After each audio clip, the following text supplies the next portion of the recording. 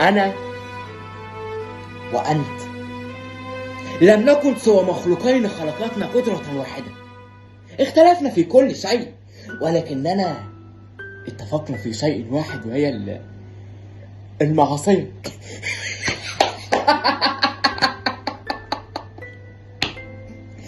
ولكني الآن أتساءل، ماذا إذا تبدلت الأمور وقيل لك اسجد العزازيل؟ هل كنت تقبل؟ أتحداك أن تقبل،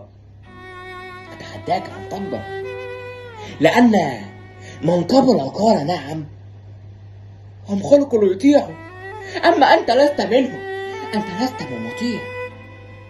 قل لي يا آدم، هل أصبحت ملكا بعد أن أكلت؟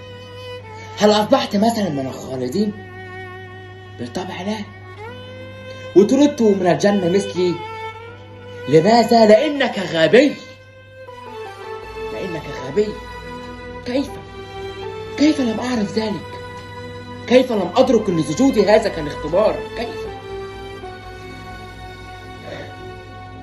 كان على كل حال الوقت لم يفت بعد،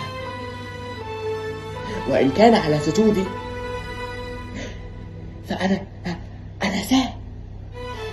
سأسجد لك يا آدم، ولكني سأرى في النهاية من الذي سيسكن الجحيم.